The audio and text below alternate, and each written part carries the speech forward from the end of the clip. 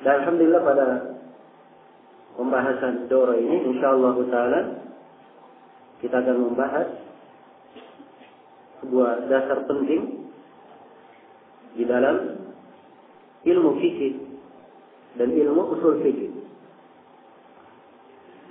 Dan ini pembahasan sifatnya sebagai dasar yang kita akan bahas secara keseluruhan insyaallah taala.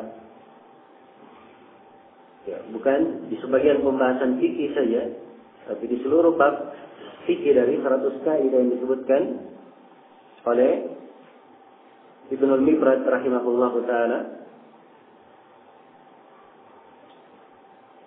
Demikian pula kita akan membahas pelajaran ilmu usul fikih yang terdapat di dalamnya banyak manfaat dan kebaikan. Ya, bukan artinya kita mempelajari ilmu usul fikih agar kita semua ini menjadi ahli ijtihad. Tidak. Ya, paling tidak orang mengerti kenapa para ulama berdalilkan dengan dalil dengan bentuk yang seperti itu. Bagaimana cara mereka berdalilkan. Yang paling tidak kita punya gambaran untuk banyak orang di masa ini yang sering berbicara tentang masalah agama, tapi mereka tidak berpijak di atas pijakan yang kuat. Tidak berpijak di atas dasar yang dipijak oleh para ulama. Ini maksud dan manfaat dari berbagai manfaat kita mempelajari ilmu usul fikih. Ya, dan tentunya ini adalah pembahasan tergolong dasar dan didorong fikih sebelumnya di Makassar di sini kita telah membahas kitab Ad-Durar al-Bahiyah karya Imam Asy-Syaukani, dan itu adalah dasar yang sangat indah sekali bagi siapa yang mempelajari ilmu fikih. Juga di tempat lain di Solo pernah kita bahas kitab Syekh Abdurrahman bin Nasir As-Sa'di bin Hajjus Salikin juga secara lengkap. Itu ringkasan fikih yang bagus. Iya. Dan sebenarnya untuk daurah yang kedua pernah tergambar saya akan membahas kitab Umdatul Fiqh karya Ibnu Qudamah. Sebab di antara ringkasan Ibnu Qudamah sangat lengkap sekali dan pembahasannya meluas. Iya. Cuman saya merubahnya untuk kita membahas kitab ini agar supaya kita mengambil dasar yang lain yang sangat penting.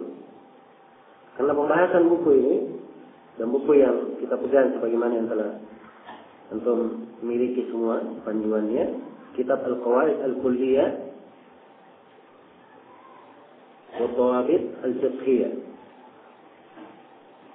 القواعد الكلية dan الضوابط الفقهية karya Imam Jamaluddin Yusuf Ibn al-Hasan Ibn Abdul Hadi yang lebih dikenal dengan nama Ibn al-Mibrad.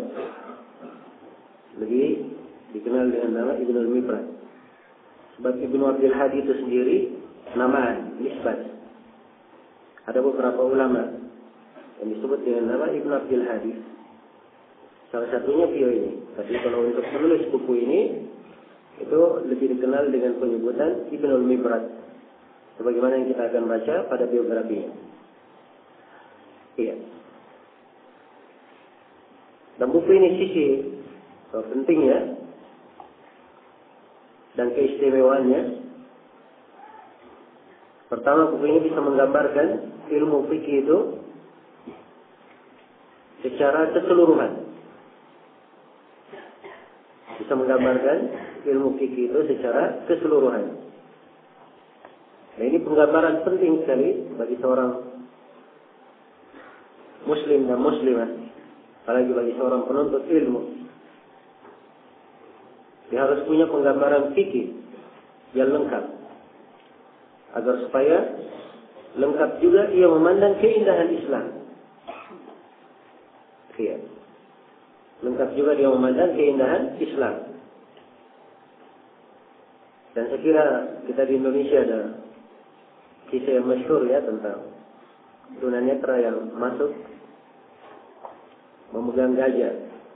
Semuanya ingin menggambarkan tentang gajah itu. Ya. Ada yang pegang telinganya, ada yang pegang belalainya, ada yang memegang ekornya, ada yang memegang kakinya, ada yang memegang badannya. Dan semuanya hanya menggambarkan apa yang dia pegang saja.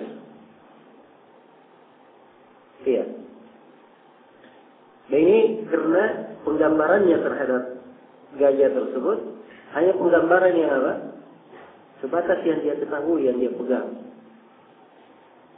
Berbeda dengan orang yang mengerti ilmu fikih secara global dari awal sampai akhir, walaupun tidak sempurna atau tidak secara detail dia mengenalnya. Ya. Karena mengenalnya pada tahap sangat detail ini tentunya perlu waktu dan perlu memarah banyak ilmu yang dia perlukan untuk hal tersebut. Tapi yang melalui buku-buku seperti ini, Al-Qawaid Al-Fiqhiyah, Al-Qawaid Al-Kulliyah, Al-Dhawabit Al-Fiqhiyah, juga seperti buku At-Turul Bahiyah dan selainnya, ini sangat memudahkan ia untuk memahami Islam itu secara keseluruhan. Akan tampak keindahan Islam. Akan tampak sekali bahwa Islam itu dibangun di atas maqasid. Dibangun di atas maksud pensyariatan. Iya. Yang siapapun yang menisbatkan kepada Islam sesuatu, dia akan tergambar bahwa ini tidak mungkin Islam dianggap seperti itu. Dengan penggambaran yang telah dia pahami dari mempelajari ilmu fikih secara keseluruhan dari awal bab pembahasan fikih sampai akhir. Iya. Jadi orang yang mengerti fikih ibadah, dia hanya mengerti fikih ibadah saja, maka dia hanya punya gambaran bagaimana cara berwudu, kemudian cara bertaharah, cara umum, cara salat, mengeluarkan zakat, berpuasa, haji, ya. Dan di sebagian pembahasan ulama fikih ada yang memasukkan pembahasan jihad di dalam fikih ibadah. Hanya seputar itu pembahasannya. Ya. Dia tidak punya gambaran tentang bagaimana fikih nikah. Ya. Tidak punya gambaran tentang bagaimana fikih muamalah. Tidak punya gambaran tentang bagaimana fikih al-hudud, hukum-hukum had, peradilan, qada dan yang berkaitan dengannya. Iya. Ada yang hanya mengenal fikih tentang nikah saja, tapi dia tidak mengenal fikih tentang apa? Muamalat. Maka ini tentunya beda penggambarannya antara orang yang sudah mengenal seluruhnya dan mengenal sebagian saja dari ilmu fikih. Tentunya beda apa wawasan berpikirnya. Dan ini mempengaruhi, memberikan pengaruh. Iya, memberikan pengaruh. Seperti contoh yang sering kita jumpai,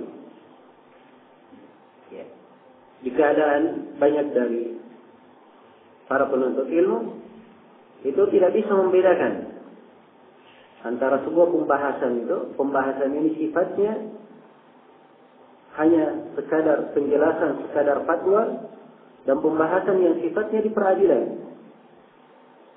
sifatnya pembahasan qada. Ini beda antara dua pembahasan. Dan Nabi SAW di dalam hadisnya, ada hadis beliau sifatnya fatwa dari beliau, dan ada hadis Nabi SAW sifatnya qada. Beliau menentukan keputusan sebagai posisi beliau sebagai hakim, sebagai qadhi. Iya. Ini beda antara dua hal. Orang yang hanya bahas di pembahasan fikih ibadah saja, fikih muamalah saja, dia tidak mengerti pembahasan tentang fikih qada. Karena dia tidak membahas tentang masalah hukum-hukum seputar peradilan. Ini memberikan pengaruh di dalam cara berpikir. Dan kita melihat sejumlah kesalahan disebabkan karena cara berpikir yang kurang sempurna ini. Iya. Ini sering kita jumpai ya, sering kita jumpai. Kadang sebagian ustadz ditanya di majelis, apa hukum orang yang bekerja di bank? Ya. Ustadznya menjawab, riba adalah apa? Haram. Dan tidak boleh tolong menolong dalam kegiatan yang haram. Diberikan dalil-dalilnya. Sudah lengkap jawabannya, dia sudah terima. Hukumnya haram, tidak boleh tolong menolong dalam apa? Hal yang haram. Kalau begitu tidak boleh kerja di tempat yang ada apa? Riba padanya. Tapi orang yang mendengar ini, setelah dia pahami jawaban, dia menerapkan kepada kawannya. Oh, ini kawan saya kerja di bank. Berarti ini adalah orang yang berbuat apa? Perbuatan yang haram. Oh, ini harus orang ini keliru. Ini kadang di belakang itu, oh ini harus diboikot ikhwan ini. Tidak benar ikhwan kayak begini modelnya. Ya. Nah, ini salah cara berpikirnya.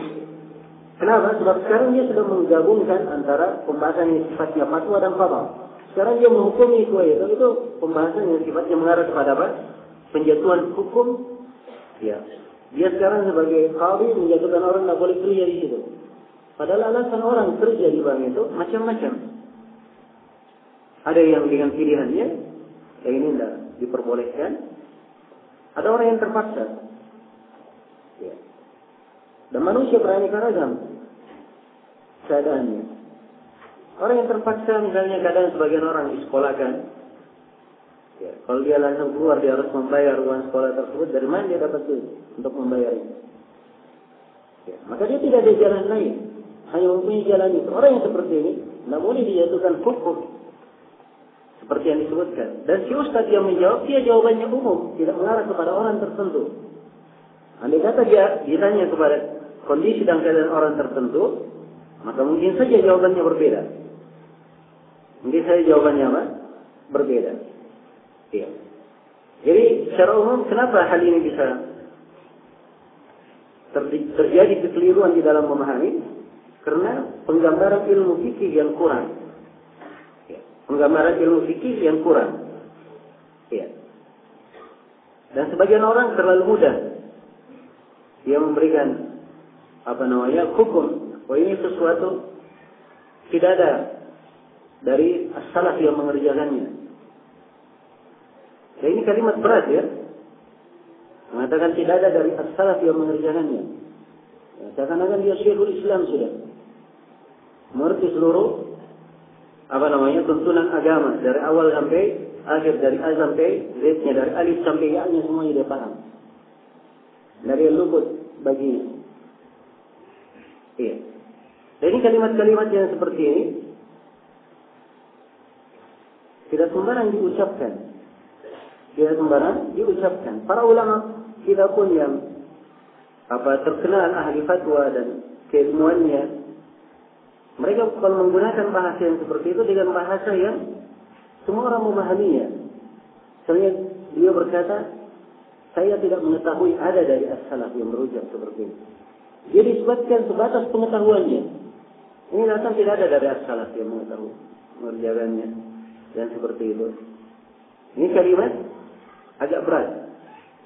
Ya, jelas ya? Sebab ilmu, apalagi dia berkaitan dengan fikih, banyak dari bentuk ilmu yang harus dia pelajari. Ya, pertama ilmu fikih itu ada banyak madhab yang menjelaskan. Ya. Maka paling tidak pertama dia mengenal Al-Quranul Karim merupakan sumber rujukan di dalam pemahaman fikih. Kemudian dia memahami hadis-hadis Rasulullah SAW. Dia harus punya hadis-hadis ilman tentang hadis yang memuat hukum. Ya. Tidak cukup dia hanya mengenal Umdatul Ahkam, Bulughul Maram saja. Dia harus mengenal buku-buku yang lainnya lebih luas daripada itu, yang memuat tentang hadis-hadis hukum. Dia mengenal Muntaqal Akhbar misalnya, atau dia mengenal misalnya Al-Ahkam yang dikumpul oleh An-Nawawi, ya. Atau dia mengenal misalnya Al-Iman karya Ibnu Daqiq Al-Eid. Buku-buku yang lebih luas daripada itu yang memuat hadis-hadis hukum, agar supaya dia mengerti sisi pendalilan para ulama itu dari mana. Walaupun ada pendapat yang lemah yang dipengaruhi oleh sebagian ulama, kita tahu dalil lemahnya yang mana. Dalil lemahnya yang mana. Jadi harus punya ilmu, punya penguasaan terhadap banyak hadis. Demikian pula dia perlu menguasai pendapat para ulama di berbagai negeri. Iya. Dia harus mengerti mazhab para ulama, mazhab Hanafiyah, mazhab Malikiyah, Syafi'iyah, Hanbaliyah. Iya. Ini 4 mazhab faqih. Dan ada uraian para ulama yang lain yang punya aqwal, ucapan-ucapan pembahasan fikih yang diwarisi oleh para a'immah. Banyak dinukil oleh Ibnu Al-Mundhir dalam kitab Al-Awsat atau dalam Al-Ishraf. Demikian pula ya, diuraikan oleh para imam yang lainnya. Ya. Maka dia hendaknya mengerti pendapat-pendapat para ulama ini. Ya, demikian pula dia harus mengenal ucapan-ucapan as-salaf para a'immah. Ya. Ini dia perlu baca Musannaf Abdul Razzaq. Dia perlu baca Musannaf Ibnu Abi Syaibah. Supaya dia sendiri langsung melihat bagaimana as-salaf menyikapi pembahasan-pembahasan fikih ini secara langsung. Ya. Bagaimana mereka mengomentari masuk misalnya tentang pembahasan berwudu menggunakan air laut. Apakah ada dari as-salaf yang pernah melakukannya? Dia baca di dalam Musannaf Abdul Razzaq, Musannaf Ibnu Abi Syaibah, dia akan dapatkan riwayat-riwayat asar dari as-salaf yang berwudu dengan apa? Air laut, dan ada sebagian as-salaf yang tidak suka berwudu dengan air laut. Ya. Supaya dia mengerti orang terdahulu itu bagaimana pemahaman fikihnya. Ya. Bagaimana pemahaman fikihnya. Jelas ya? Maka ini bentuk dari ilmu diperlukan. Demikian pula sebelumnya diperlukan dia menguasai dan membaca buku-buku tentang ijma'at, buku yang memuat tentang ijma' para ulama, kesepakatan ulama. Ya, jangan sampai dia datang di akhir masa di abad ke-14 Hijriah yang membuat ucapan tersendiri tidak ada dari ulama kaum muslimin yang mendahulunya. Atau dia berijtihad pada sesuatu dan sesuatu itu disepakati oleh para ulama berbeda dengan ijtihadnya. Dan ini suatu hal yang tercela dalam pembahasan apa? Memahami ilmu agama. Iya. Karena itulah perlu penggambaran yang penting atau yang menyeluruh bagi seorang penuntut ilmu terhadap ilmu fikih agar supaya ya ia memiliki wawasan berpikir yang baik, dan juga ketika memandang masalah, dia akan memandang masalah itu dengan pandangan sesuai dengan syariat, juga ia menempatkannya sesuai dengan apa yang diharuskan oleh syariat. Menempatkannya harus sesuai dengan syariat pula. Iya. Dan inilah pentingnya kita mempelajari ilmu fikih ini. Iya. Dan subhanallah, perhatian kaum muslimin untuk mempelajari hal ini. Kalau kita melihat ke negeri kita di Indonesia ini adalah suatu ilmu yang mungkin jarang kita melihat dari kaum muslimin perhatian untuk mempelajari ilmu fikih dari awal sampai akhir. Ya, karena itu saya sebutkan tadi bahwa keberadaan kita semua di tempat ini itu adalah anugerah dari Allah Subhanahu wa taala. Ya, semoga Allah Subhanahu wa taala memberikan taufik kepada kita semua untuk dimudahkan menyelesaikan pembahasan buku yang kita akan bahas pada hari ini. Iya.